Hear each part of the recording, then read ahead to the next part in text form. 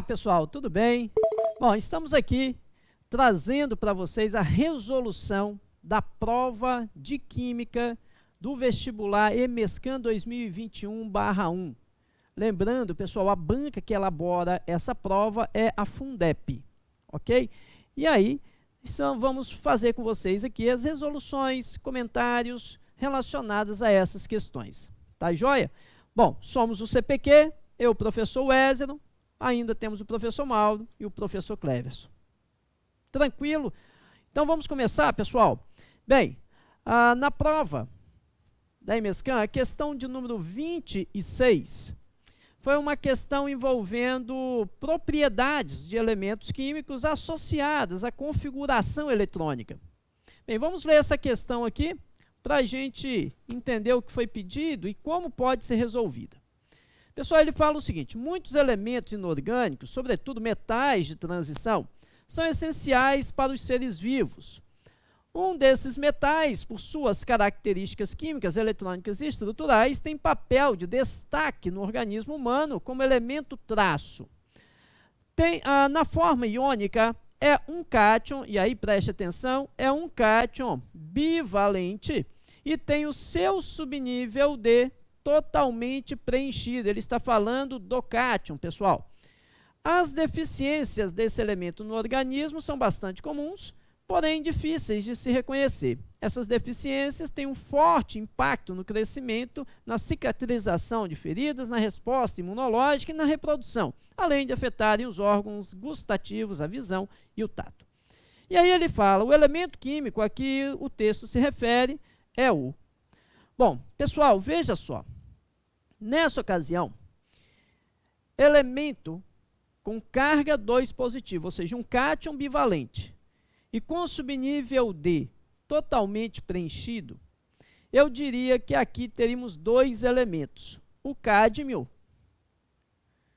e o zinco, que por sinal são dois elementos da família 2B da tabela periódica, que é o grupo 12.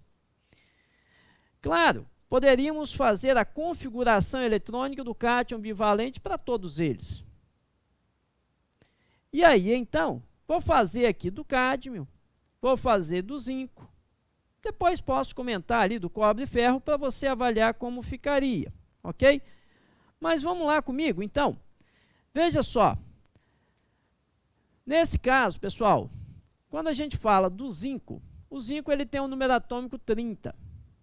E se eu fizer a configuração eletrônica dele, seguindo o diagrama de Linus-Pauling, ficaria um S2, 2S2, 2P6, 3S2, 3P6, 4S2, 3D10. Essa é a configuração eletrônica do átomo neutro de zinco. Quando a gente faz a configuração eletrônica do cátion, pessoal, lembre-se, você deve fazer a do átomo neutro e retirar os elétrons da camada de valência. No caso, para o zinco 2 positivo, eu retiro os elétrons da camada de valência, que seria a quarta camada. E aí, então, esse cátion zinco 2+, perceba que ele ficaria com a configuração eletrônica terminando lá em 3D10, ou seja, subnível D preenchido, conforme diz o texto. Como eu disse, o outro elemento seria o cádmio. O cádmio ele tem um número atômico 48. Se eu fizer a configuração eletrônica seguindo o diagrama de Linus-Pauling, vai começar lá com S2, vai repetir isso tudo, chegará no 3D10, aí viria o 4P6, o 5S2 e terminaria aqui com 4D10. Só que essa configuração seria do átomo neutro de cádmio. O cátion cádmio 2+, teria que ser com essa configuração menos 2 elétrons, porém, quando os elétrons saem do átomo neutro, eles saem primeiramente da camada de valência, que nesse caso seria a quinta camada. E então, a configuração eletrônica do cádmio 2+, finalizaria em 4D10, subnível D completo. Se eu fosse fazer para o ferro tem um número atômico 26. A configuração ficaria 1s2, 2s2, 2p6, e aí finalizaria com 3p6, 4s2, 3d6. Então, se fizermos a configuração do átomo neutro de ferro, terminaria em 3d6. O ferro 2+, perderia os elétrons da camada de valência, que seria aqui a quarta camada, que é a camada mais externa.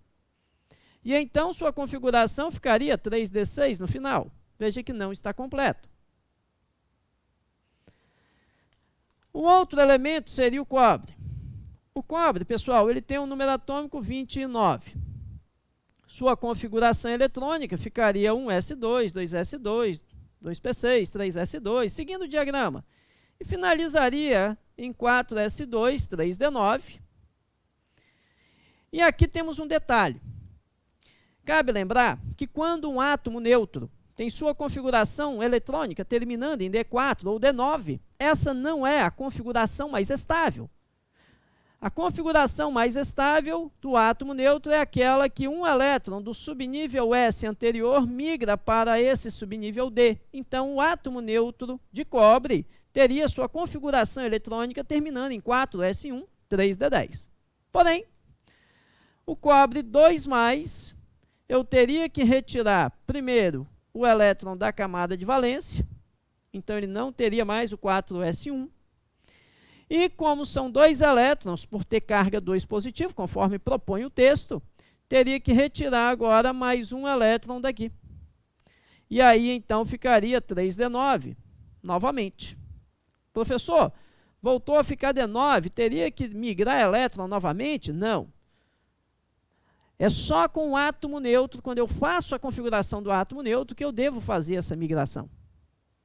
De transferir um elétron do 4s, ou melhor, do S anterior, para o subnível D, que é a configuração mais estável. Porém, se depois que o átomo neutro perde elétrons, aparece novamente D4 ou D9 na configuração final, assim ficará. Portanto, pessoal, a gente eliminaria o ferro e cobre, conforme eu disse.